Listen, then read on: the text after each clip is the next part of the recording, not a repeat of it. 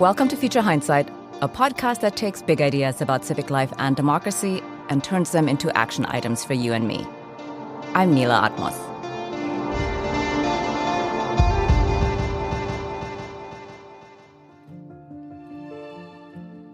Ableism is a persistent and often underestimated ism. 61 million people in the U.S. have a disability. Every family has someone with a disability, and yet disability rights are poorly understood and all too often overlooked. Back in the spring, I had the privilege of hearing today's guest speak, and her rallying cry from that speech is still ringing in my ears. Nothing about us without us. Rebecca Cokley is the first U.S. Disability Rights Program Officer for the Ford Foundation. From 2009 to 2013, she served as an appointee in President Barack Obama's White House. She also served as the executive director of the National Council on Disability. Rebecca has advised a record number of presidential campaigns on disability rights, and prior to joining Ford, she was the founding director of the Disability Justice Initiative at the Center for American Progress. Rebecca, welcome to Future Hindsight. Thank you for joining us. Thank you so much for having me. I want to talk about the work specifically that you do in just a moment. But first, when you're speaking publicly and reminding folks nothing about us without us, what are you pushing for and what are you pushing back against?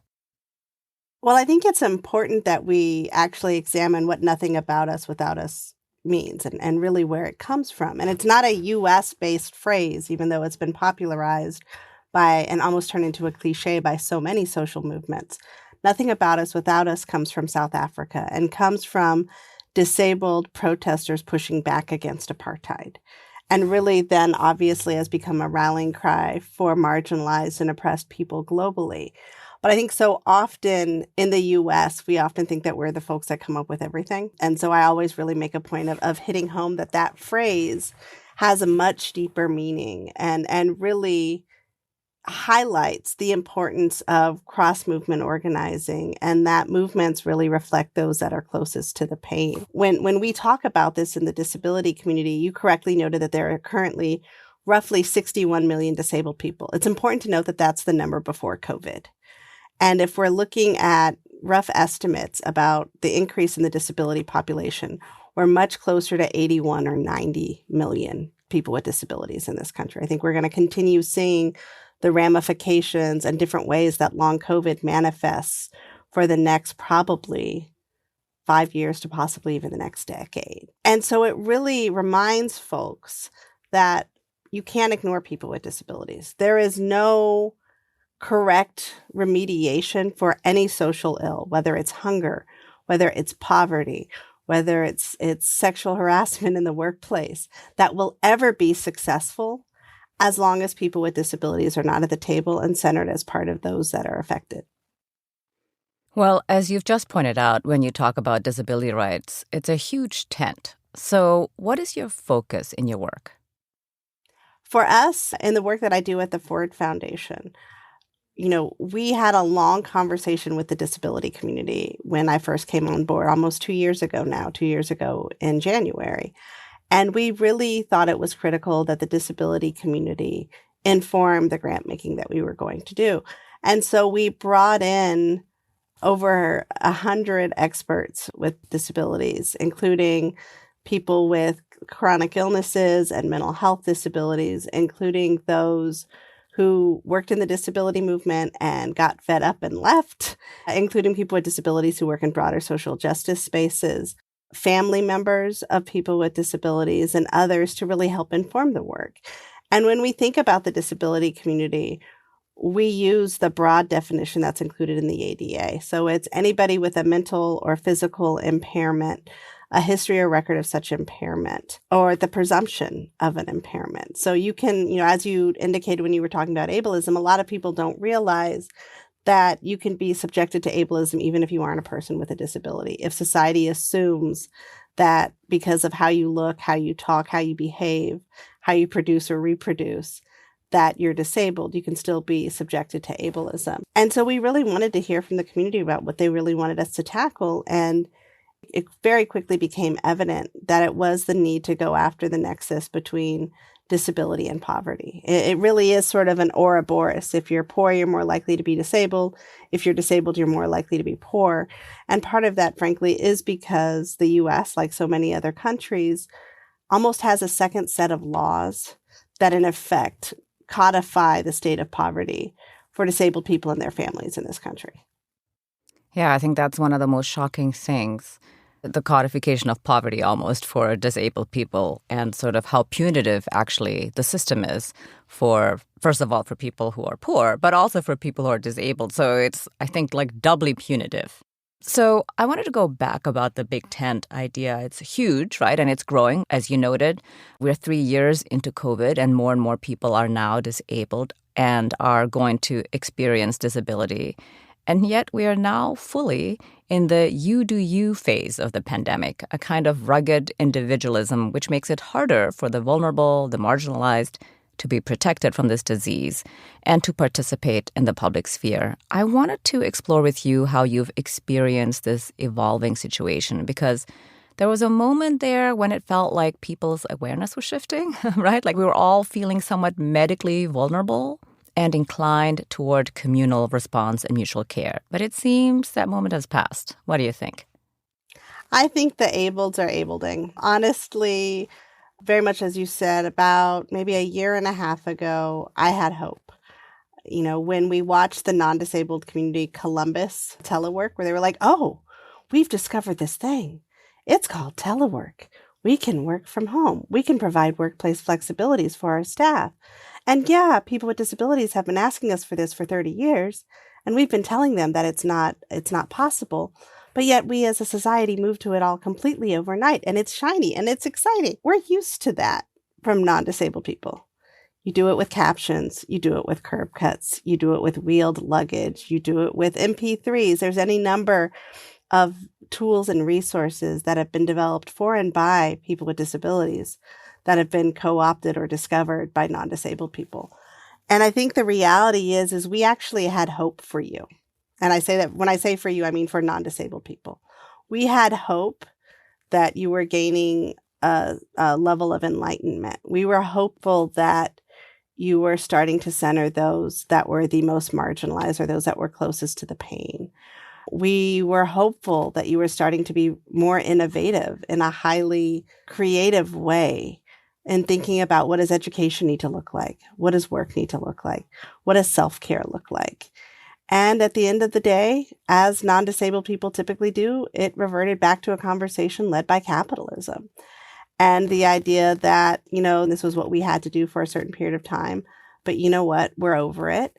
And we're just going to lead our lives the way that we want to. And it's funny talking about the rugged individualism and, you know, sort of that Teddy Roosevelt mentality, given that both Teddy and Franklin were presidents with disabilities. And actually much of the systems that disabled people are struggling with today were actually put together during the New Deal era and, you know, a period of time that was marked by great gains in social capital and shifts in the social safety net that still very much in many ways over almost 100 years later still leaves people with disabilities behind.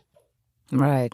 Well, I was just going to ask you about the accommodations and telework and remote school, because for years, as you have also just mentioned, of course, working on options for remote work and study and inclusive and flexible models were just, you know, not possible, right? But suddenly it's like, oh, we can do all this. You know, I have read many articles in the beginning of the pandemic where disabled people said, I literally dropped out of college for this, and now it's available to everyone. So it turns out, of course, it was possible all along. They just didn't want to make it possible and or accessible. So COVID also highlights so much of the systemic discrimination and inequality, which was always there, but was previously more easily ignored. Can you talk about the ways in which disability and poverty intersect? I know you mentioned it at the top, but let's really dive in here. Absolutely. I would recommend, there's a great example that was just recently in the newspaper back at the beginning of November. There was an article in the New York Times weddings section talking about these two executives, one who worked for Adidas and one who worked for Reebok, getting married, who had met through mutual friends. They both had a love of the outdoors. And they had ridiculous chemistry, but they didn't live in the same city at the same time. So they just agreed that if and when they could meet up and date, they would. So they had this wonderful international romance. And then all of a sudden, he apparently ghosts her. She finds out several weeks later that he's been in a snowboarding accident and is now a quadriplegic, which means he is paralyzed from the neck down. And it was all about their wedding. And, she wore a gorgeous designer dress, and like he had this gorgeous tuxedo and all of this stuff. And there was one little sentence in the article that my dear friend and colleague Alice Wong highlighted, where it said that their wedding was not an official wedding. Rather, it was a commitment ceremony, because they cannot get married. For if they do, and at some point in time, if the groom's medical needs end up becoming more significant and he requires Medicaid, that they would be ineligible because their income would be too high. And this is all too common for people with disabilities. While the Obergefell ruling, created marriage equality for LGBT folks, and it's so incredibly important and so groundbreaking, people with disabilities who receive federal benefits are still, in many cases, are ineligible to get married because they end up having too much income, and it invalidates their eligibility for federal benefits that for some people with disabilities, frankly, keeps them alive and keeps them at home in their communities. That's just one example. I remember having a young man intern for me several years ago, and while he was interning for me, he was applying to law schools. And he got into Harvard with a full ride to Harvard Law. And he ended up having to turn it down because he required at least 12 hours of personal care attendant services, someone to help him in and out of his wheelchair, someone to turn him at night to prevent him from getting bed sores, someone to cut his food for him and help him get dressed and bathing. And in the state of Massachusetts, they would only give him 3 hours of home care services. And so he had to, he went to a state school, got his law degree, is doing really well as a partner in a firm. Is he doing as well as he would have done with a Harvard law degree and zero law school debt? Probably not. But the fact that we live in a society that forces disabled people to make those choices, to choose between future success and your goals in life versus your access to health care, it's criminal. We should be ashamed that the country that we live in forces those choices. Over the last several years, we saw a number of states restrict access to nutrition programs, to SNAP benefits. Most people don't realize that 1/3 of households that are enrolled in the SNAP program include people with disabilities. And so those cuts to those programs fundamentally force disabled people to have to choose between trying to find a full-time job, which, let's be real, people with disabilities face a roughly 70% unemployment rate in this country, in large part because of ableism and discrimination, or being able to eat. And it's very telling that there are certain parts of this society that believe that other parts of people in this society are undeserving of supports, are undeserving of what they need to thrive, and frankly should be punished for wanting access to the same American dream that people with disabilities think of as a given. Right. These are all great examples that really illustrate how, like I said at the beginning, how punitive it is, almost doubly punitive it is for the disabled. But can you walk us kind of more concretely through like what it means to make too much income and to lose access to Medicaid? Because I think that would help the listener a lot. Certainly. For people with disabilities who are on supplemental security income, they have what's called an asset limit. And that asset limit means that you cannot at any point in time have more than $2,000 in a bank account, or you get a notice from the Center for Medicare and Medicaid Services telling you that your health insurance has been cut off. And so that funding can come from any number of places. If it's a gift from somebody, if a loved one gives you a check for $2,001, your health insurance gets cut off.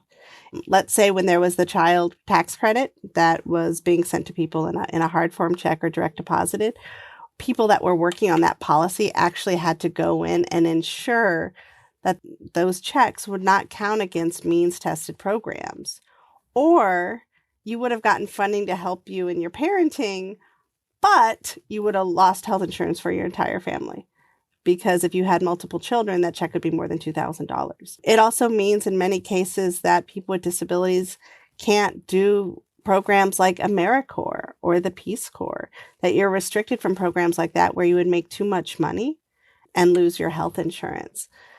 We don't do this for, well, actually, let's be clear. We do this for certain classes of our communities, certain parts of the American citizenry are subjected to these horrific means-tested programs. And in many cases, like with Social Security, the last time these numbers, they're not indexed to inflation, which right now would be extremely helpful given how significantly the disability community is being impacted by inflation at this moment. But those limits have not been raised since like the 70s. Since you could buy a loaf of bread for 50 cents, since a gallon of gas was $1.09. And so they don't keep up with the times. And yet we're still expecting disabled people to live off of expected asset limits that were grounded back during the Nixon administration. Yeah, that's really perverse. I didn't realize that the indexing is so outdated, for a lack of better expression. So I want to talk about ableism, as you termed it, abled abling. And this last election cycle in the U.S. Senate race in Pennsylvania after John Fetterman used assistive technology, i.e. closed captioning, to support him in interviews and a debate as he continues to have auditory processing issues following his stroke, there was wide-scale questioning of whether he was fit to do the job. Were you surprised by any of that? And what was your reaction? I wish I was surprised, but again, abling. Honestly, I expected it as soon as I heard that he had a stroke. And I think anytime we see a candidate for office who self-identifies as a person with a disability, regardless of what that disability is, I want to be very clear about that. We start to see ableist questions about their ability to perform the essential functions of the job. And that language, essential functions of the job, comes out of the ADA. And it's grounded in the idea that if you should require the use of an accommodation to perform the essential functions of the job, that you're entitled to it by law, and you should not face discrimination because of it. We've seen this come up time and time again with any number of candidates or people in the public eye. I remember very clearly during the confirmation hearings for Justice Sonia Sotomayor on the Supreme Court, watching several senators question what would happen if she unconsciously went into diabetic shock while sitting on the dais, and wouldn't that make her fundamentally unqualified to serve on the Supreme Court? Now, if you want to look at a group of people that have had serious episodes of cancer, of strokes, of heart attacks, look at any cast of characters represented on the Supreme Court. I mean, those are lifetime appointments, but yet they were very willing to call out a woman of color's diabetes and question it in terms of her fitness to serve. And I think we see this on both sides of the aisle. And I want to be very clear, I often feel like people with disabilities are treated as the football in the Peanuts cartoon with Charlie Brown and Lucy, where Lucy pulls the football away as Charlie Brown goes and kicks it. And I'm really, frankly, tired of the disability community being the football for the left and the right. And it's not acceptable. Just as in the previous administration, we saw questions raised about the fitness of the resident of 1600 Pennsylvania Avenue to do his job based on how he drank water or how he walked. I am equally uncomfortable with that. And I also think there's a real nuance that's being lost here, where they tie any sort of physical manifestation of a disability automatically to a cognitive disability, and then say that people with cognitive disabilities can't serve. Because I do think that people with intellectual and cognitive disabilities can serve and should have the right to serve. I mean, one of the first major deaths of the coronavirus in New Orleans was a gubernatorial appointee who worked for the governor who was a woman with Down syndrome. And so it's ableist to say somebody can't serve because they're disabled. But it's doubly ableist if we say they can't serve because they're disabled and they likely are cognitively impaired, which should equally mean that they can't serve. And so I think many of us in the disability community have really tried to bring nuance to this conversation. And I think at any given point in time, like right now, we have a president who speaks with a speech impediment. We've seen that lobbied about repeatedly. I think one of the most proud moments I've had of this administration was watching one of the earlier presidential debates and people talking about how the president would pause before speaking. And all of us in the disability community knew damn well what he was doing. He was trying to structure in his brain what his answer was going to be based on the words that worked best for him, the words that he could deliver most comfortably. As a person with a disability, that's no different than me waking up in the morning and thinking about what route to work am I going to take that has the least number of elevator outages? Or, what are the accommodations that I need to get set up if I'm going on work travel? Do I have a footrest for my feet? Do I have my cane to knock down the towels in the hotel room? If I'm speaking on a stage, please tell me that they have a stool behind the podium, or I'm going to make it really awkward and speak from behind the podium with no stool and people aren't going to see me. These are the things that disabled people and their families have to think about on a daily basis. And to see that abused and treated as if it's a disqualifier versus someone accessing something that they're entitled to by a 32-year-old civil rights law is frankly exhausting. We're going to take a quick break, but when we come back, the election laws that make it harder or even impossible for people with disabilities to vote. More with Rebecca Cokley in just a couple of minutes. But first.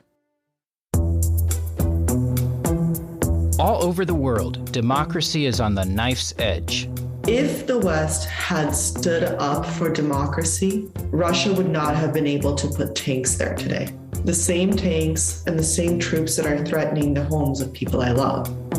And at home, we're fighting for the soul of America. We walked up in here amongst hostile people. There's KKK here, there's skinheads here, there's all kinds of that stuff here. We're not afraid. We are not afraid. Don't miss Democracy in Danger, a podcast that's saving government by the people, 1 week at a time. Find us at dindanger.org and wherever you get your audio. And now, let's return to my conversation with Rebecca Cokley. I want to turn from campaigning and electeds to voting and the ways in which election laws can and do exclude people with disabilities, like exact match signature regulations or laws affecting voting by mail. Can you tell us about the areas that concern you and why? This is also one of those places where the phrase "nothing about us without us" I think is so important. And I think many of the people that are coming up with voting laws and thinking about the security of the vote, which is, let's be real, a very important topic, don't think about people with disabilities until the ink is dry. And then they say, holy buckets, we haven't thought about what this means for people with disabilities.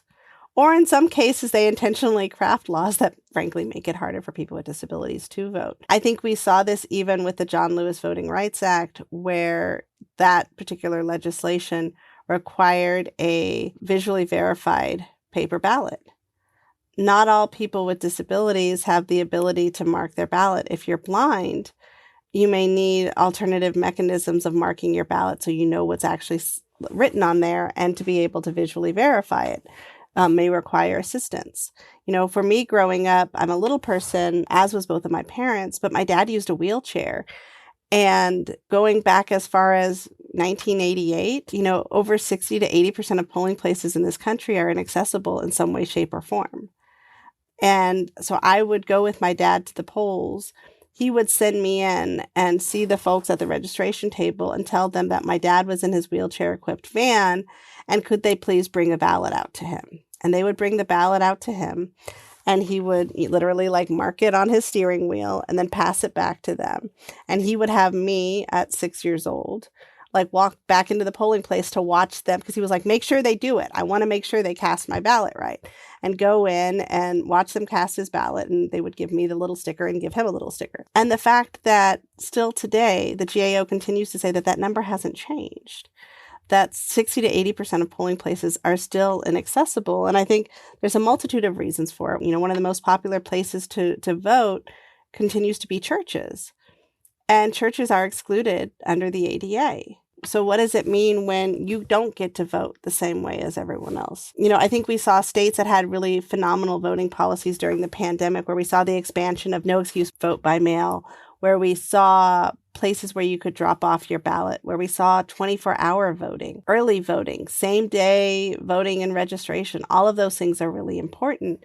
And at the same time, also make it so much easier for folks with disabilities to vote. And, one of the things that I saw that was particularly exciting is, the need to expand early voting. A lot of people were saying we should just make Election Day a federal holiday.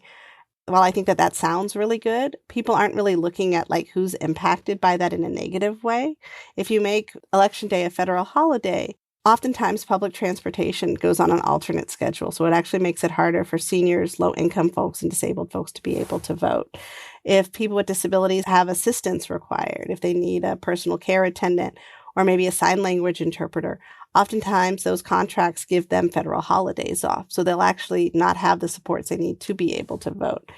And so I think this is why it's so important to have people with disabilities at the table as these policies are being crafted, to ensure that there is somebody there to be like, yes, but what does it mean for this community? And how do we make sure that the policies that we're making are inclusive of as many people as possible and informed by the experiences of as many people as possible? Right. Yeah, I think bolstering early voting is such a strong move. And to your point about having a federal holiday and then suddenly having different bus schedules, that has never even occurred to me. But yes, that's real. And plus then if it's a federal holiday, you get paid overtime or something like this that you wouldn't otherwise. It all just adds up. I remember when I was at the Center for American Progress and we were talking about various proposals, and they were talking about how during the pandemic in the 2020 election in Atlanta, the big early voting place was at the basketball stadium. But because it was the pandemic happening, they had canceled the majority of public transportation to that stadium.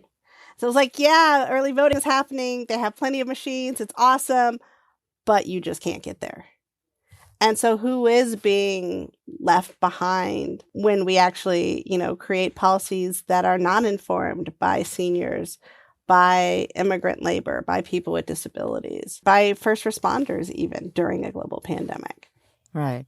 So how do we get more people who are directly affected into these conversations and into these decision-making conversations so that their needs, their perspectives are addressed?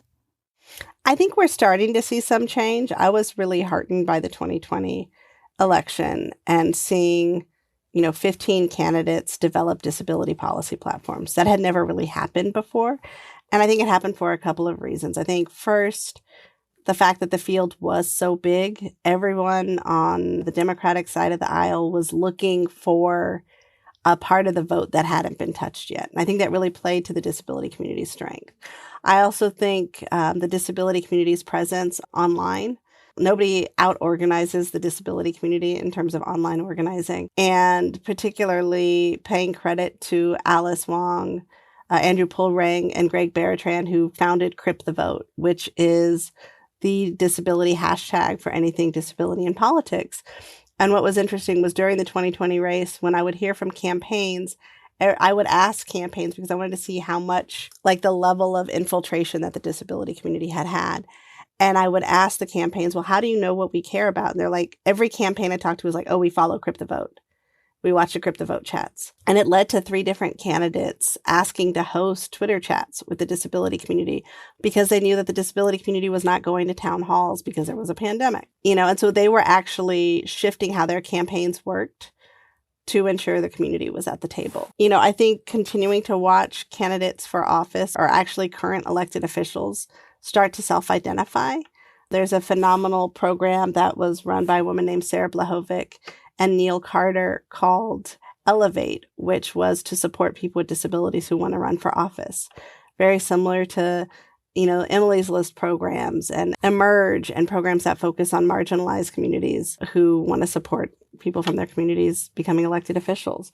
I also think programs like Rev Up, which is run by one of our grantees, the American Association of People with Disabilities, which is located in a number of states, that focuses on helping people with disabilities access their right to vote, to get to the polls, to advocate for equitable voting policies. And, continuing to say, what does it look like? Like, what should we be doing as local officials in charge of the elections? Because that's the other thing. It's remembering that elections are governed by the state. And so this isn't a federal thing. And so what can you be doing, as John Q. Public or Jane Q. Public, who's a person with a disability wanting to have an impact? Engage your election commission. Find out who your election commissioners are. Volunteer to be a poll worker on voting day. And, thankfully and sadly, you will not make enough money to trigger those asset limits. So if you are on SSI, that's one job you don't have to worry about them coming after you about. But participate, be at the table, and start to shape some of these policies to ensure that people like us, people with disabilities, actually have a fair shake when they go to vote. And that we won't continue to see these really abysmal numbers around voting inaccessibility, or we won't continue to see people make up stories about how a disabled vote is a fraudulent vote, as we also see often in the media. It is important that we counter these really harmful narratives with one grounded in equity and inclusion. Mm-hmm. Mm-hmm. Speaking of grounding these experiences in equity and inclusion, do you think ableism is called out enough? I started by saying that it's often overlooked, but do you think awareness is increasing, or that the non-disabled community is getting better at checking itself? And I'm thinking here specifically about Beyonce and Lizzo, both re-recording songs to remove ableist lyrics. Do you see that as an example of consciousness, or is it a story about a lack of awareness that these two megastars got as far as pressing records and releasing albums before anyone noticed? I think Beyonce and Lizzo are very much aware of their fan base. And I give so much phenomenal credit to Black disabled women who were very vocal and very strategic in how they called them in that moment. I would never deign myself an expert to comment on Black disabled women's Twitter. That is not my place. But I want to really highlight that it was the leadership of Black disabled women reaching out to both Lizzo's team and Beyonce's team that drove that change. And I think it's important. I think that there is always an opportunity to learn. I don't think that anyone is immune to their own prejudices or not knowing what is the right word. I think there's so much nuance around language in the disability community in general that a lot of times people just get hung up on, are you disabled? Do you want me to call you a person with a disability? What language do you like to hear? And I think many times non-disabled people feel that they're the expert. And so the number of times that I've had someone tell me, oh, you're not disabled, Rebecca, or I hardly think of you as disabled. You're just little. And I'm like, I don't need you to tell me what I am and what I'm not. And frankly, that's really messed up. And I need you to back away from the little person. But I do think that there is growing understanding around ableism. And, I think it's really important to note that there were a number of reporters, even during the most recent debate in Pennsylvania, that called out ableism, whether it was Rebecca Traister, Zerlina Maxwell, or others who were very quick to say, let's actually unpack the ableism in this conversation, where I would say prior to 2020, that wasn't on journalists' radar. And so I think it's important to credit that there is a growing awareness, and it also takes time. And at the same time, what it makes me question is, for people that are not Beyonce or Lizzo, for people who are in roles where they directly interact with members of the public, are you qualified to do your job if you don't know how to talk about disability or disabled people? We're 25% of the population. We're coming out of a mass disabling event. If you don't know how to interview a person with a disability and you're a journalist, I question your qualifications to do your job. If you're running for office and you openly mock disabled people, I think that means you're unfit to do your job. I don't think it's a question of are you a good person or a bad person? You're unfit. We're a quarter of the population. This is not acceptable. And you need to go back to school and take some courses and, maybe do some online learning. And just like any other skill set. And, it also, to me, indicates the importance of highlighting disabled voices in journalism and the media. Mm-hmm. Yeah, here, here. Well, with our growing awareness, there's still this way, of course, that inclusive language is framed as being silly or excessive, right? Like we hear this all the time. And that's not confined to disability rights, of course. But in this case, I'm thinking of the reaction when Vice President Kamala Harris added a visual description to her introduction to be inclusive to blind and visually impaired audiences. And by the way, of course, the event in question was held on the anniversary of the Americans with Disabilities Act and focused on the effect of new abortion restrictions on the people with disabilities. Like I said, the reaction from some sectors was disheartening, but are you at all optimistic that this kind of inclusive language, at least, or being, truly inclusive, the broader question, do you have hope that this will become totally unremarkable one day? I do have hope. And honestly, the actions of the vice president, to me, were an indicator of it. She was also the first candidate in 2020 to issue a disability platform, largely focused on economic justice and empowerment for people with disabilities. And the fact that she did that, I think, is really important. And the fact that she didn't back down after she did that. People think things like that are silly, but they often provide very important information to people who have visual impairments or have other neurological disabilities that might mean they don't read body language well. Or, you might not know that you're a person in a room with X types of people, and so that information to me is very valuable. To me, it's no different than captioning. To me, it's no different than ASL interpreters. Somebody could easily say, why does it matter that an ASL interpreter will tell a deaf person that someone is speaking all of a sudden very loudly or in anger? Those are context clues that we as people really need to make informed decisions about how we respond to a situation.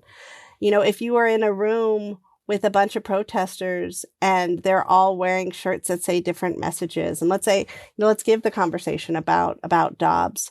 Wouldn't it be useful to know who's wearing a pro-choice shirt in the room versus who's wearing a pro-life shirt? Or what kind of imagery is being used? Aren't those context clues that, for a person who has visual acuity or doesn't have a vision disability, they're able to tell that. But doesn't that put people who don't have that at a fundamental disadvantage for not knowing? I mean, we see it even in some of the more creative captioning on media. I like to joke that I frankly think that the Disney Plus channel has some of the best audio descriptions out there, because they'll tell you, that Obi-Wan is sitting with, really messy hair and a furrowed brow, which is different than him just coming in and being jovial and hanging out with Princess Leia or whatever it is. But I think people always treat disability accommodations like we're getting something special, not that we're getting equal access to the same tools, resources, and information as non-disabled people. We see this with parking. We see this with access to rides at amusement parks. We see this with being able to bypass long lines at airports. There's always a non-disabled person who's willing to be look at those people, they're getting something special. Not, it must be painful for that person to have to stand in line for 2.5 hours at TSA, and that has impacts on their health. So we actually should have accommodations to ensure that they have what they need. Or someone who pays the same price for you to go to a concert and is stuck staring at butts the entire time. That's why there's ADA seating, because I don't want to pay $120 to look at someone wearing too tight jeans when I want to go see Lizzo. Mm-hmm. And so I think that we have to fundamentally shift to an equity mindset, that this isn't just about making disabled people equal, because it's not. We've never been equal. We don't live in a society that allows for equality for disabled people. So we actually have to go back and address the historic inequities from the beginning. Right. Yes. Well, I want to make some space for some bragging here, because it's important to celebrate the wins too. What are some wins you want to celebrate in your work? We have just roughly wrapped up our second year of disability grant making at the Ford Foundation. And to date, we've moved over $20 million, which is an unprecedented historic number, to organizations predominantly led by disabled people and working to further the cause of disability rights and justice in the U.S. It includes the first Native American-led disability justice organization called Crushing Colonialism. It includes the first polling project that actively polls on disability issues and polls people with disabilities, because traditionally we are left out of polls and pollsters typically avoid disabled people. And that's a project over at Data for Progress.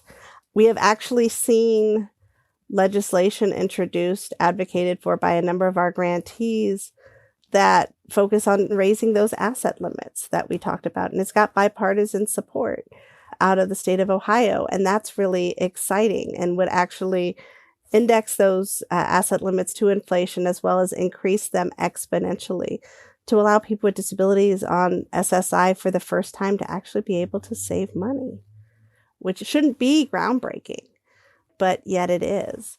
The exciting thing about the work that we're doing is just that, as I phrased a moment ago, is that it's grounded in equity. We're not just looking at what is it that we need to do to make the disability community even with everyone else, because we'll never get there, because abled's abled, but also because we've never had the chance to get there. For example, the disability community doesn't have trade associations. So if you're a young disabled engineer and you're trying to find other engineers with similar disabilities to yours so you can find mentors and role models, good luck with that. You're just going to have to sit and Google. But in the last 2 years, last year we launched the National Association of Disabled Journalists. That's helmed by Kara Reedy at Storyline Partners. And this year we supported the creation of Docs with Disabilities, which is an organization of healthcare professionals with disabilities and chronic illnesses that is run by a woman named Dr. Lisa Meeks. And we really see that as promising, because we also know that there are people in the healthcare profession that have acquired disabilities because of long COVID. And they are less likely to know about their rights and more likely to basically be discriminated against in their workplaces. And we need them to stay in their jobs. It's important that we have doctors with disabilities and chronic illnesses and nurses with disabilities and chronic illnesses. It makes a more informed medical profession, and it makes us stronger in pushing back on COVID. And so continuing to think about where are the gaps and where can we really innovate and where can we build something that there's never been anything before, which frankly, considering this is the first time that philanthropy has really wholesale gone in to funding disability, it means that everything we do is innovative. Yeah. Well, I think it's shocking that this is such pioneering work when everything that you're describing sounds obvious as opposed to something that's really earth-shatteringly innovative, but like totally necessary. And it's so surprising that it has not existed before. Is there some legislation at the state or federal level that you would really like folks to be aware of and support? I would tell people what we really need to monitor is actually court decisions as it relates to the ADA. The ADA is constantly under attack. It has been under attack ever since it was passed. And I don't think in the disability community we've paid as much attention to the courts as we need to. In the last 3 years, we've seen cases come up that would overturn key parts of the ADA or the Rehab Act or the Affordable Care Act and have huge detrimental impacts on our community. And they always start at the state level. So I would tell... Who brings the suits? Various folks. Actually, there was a bill passed in 2018 that would repeal Title III of the ADA. And I give a lot of not positive credit to Anderson Cooper, who has done a series of stories, frankly, framing disabled people as having nothing better to do with their lives but sue businesses over inaccessibility. It's a complicated issue because the reality is these businesses are inaccessible. The ADA is 32 years old. There are state and federal grants that are available to help businesses retrofit. So there are attorneys that take on a number of cases and will repeatedly sue businesses for their lack of accessibility. And what ends up happening is Congress hears about it. And then Congress, typically the House will introduce a bill. These bills are, the umbrella term for these bills is ADA Notification Acts. And what they do is they remove any enforcement mechanism under Title III, and they give businesses an unlimited time to make themselves accessible. And so, businesses can take years under this legislation. And typically what ends up happening is these bills are framed as supporting minority-owned small businesses, but they are fundamentally funded and backed by the hotel and restaurant lobby, who don't want to make themselves accessible. And so media puts out these stories, as Anderson Cooper and CNN have done a number of times, about these fraudulent ADA cases, which A, aren't fraudulent, B, they are annoying. I get why they're annoying, but so's inaccessibility, and we've had to live with it for 32 years.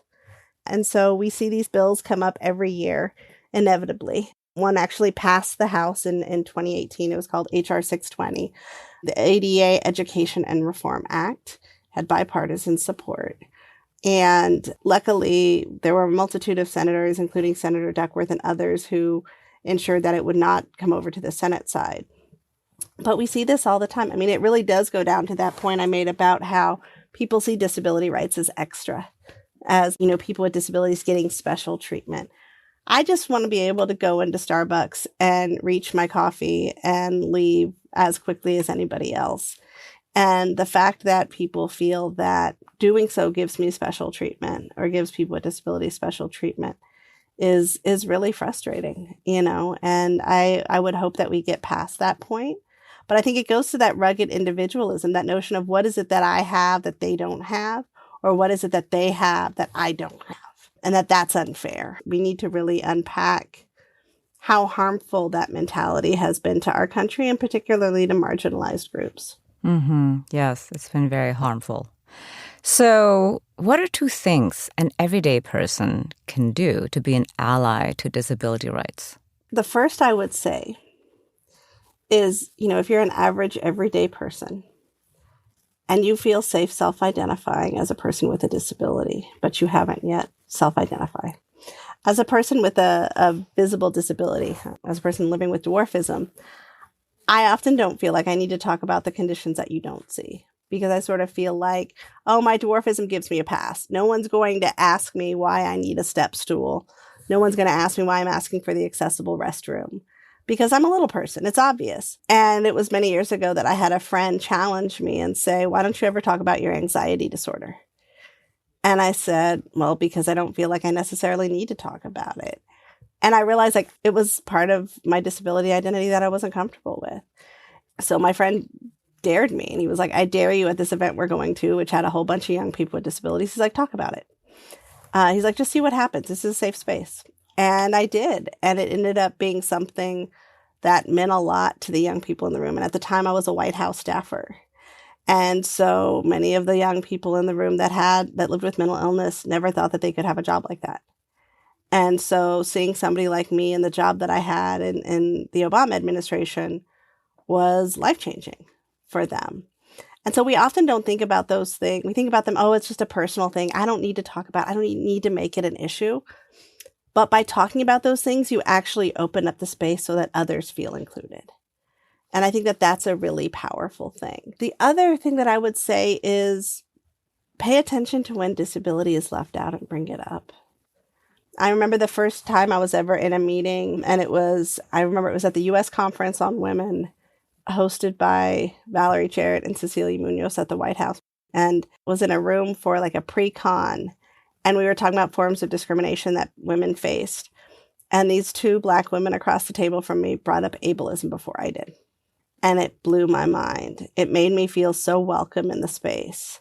Also, because I knew I was one of the last people that speaks. And so nobody really pays attention by the time you get to the 20th person in the room. And the fact that they were in the first 5 and they were like, no, we should actually talk about ableism and, saneism as it impacts people with mental illness. Those are critical things because they disproportionately impact women. And I remember breathing this sigh of relief and being like, I have never been in a space where I haven't had to be the person that brought up issues facing my community, and how really powerful that was. The last thing I would say is just read, pick up Alice Wong's Disability Visibility book, or her The Year of the Tiger that just came out. Pick up Sammy Schock's Black Disability Politics. Pick up The Pretty One by Kia Brown. There's plenty of amazing books out there written by phenomenal people that will help educate you. I think so many times as disabled people, the non-disabled people in our lives expect us to do that education for them.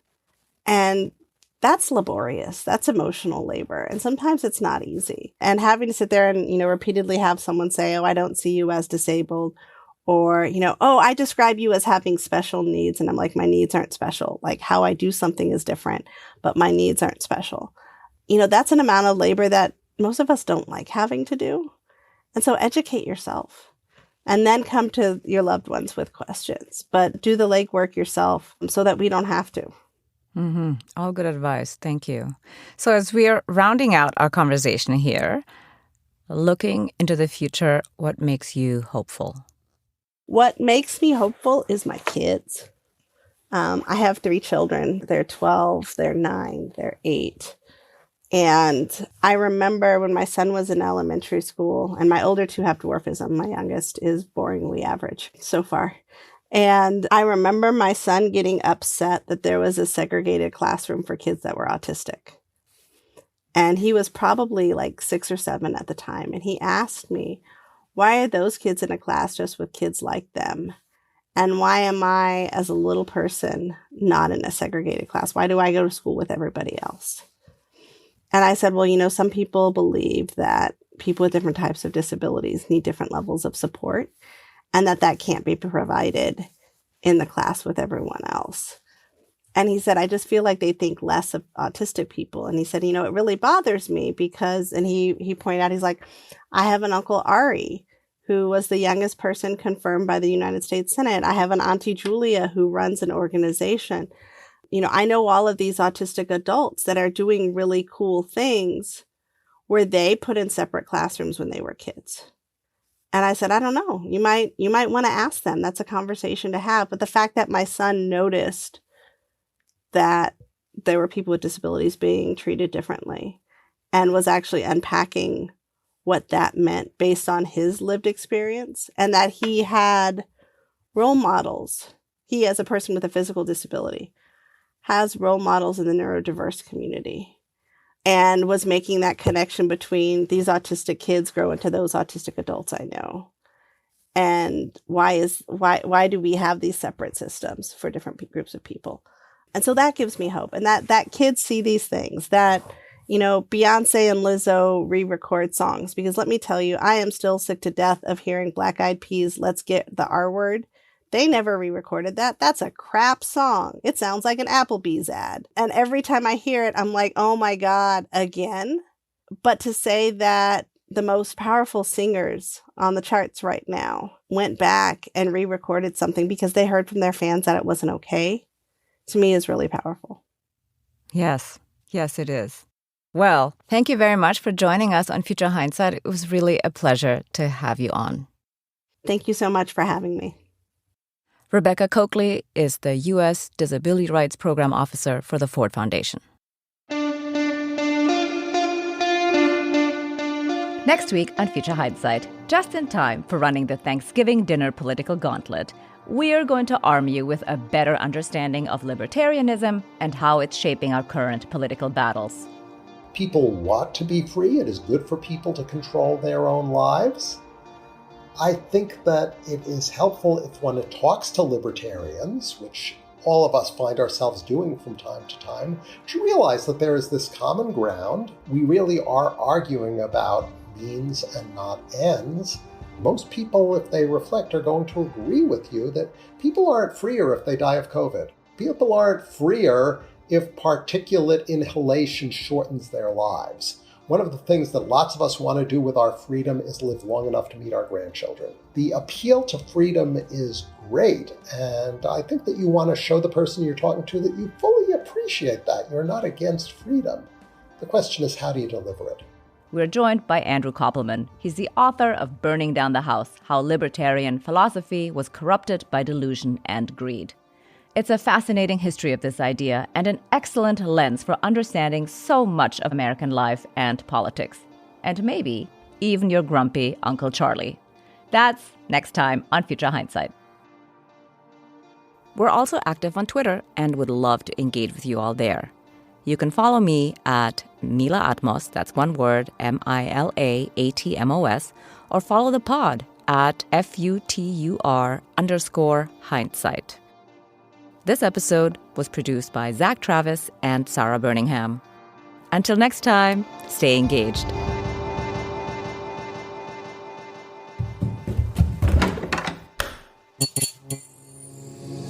This podcast is part of the Democracy Group.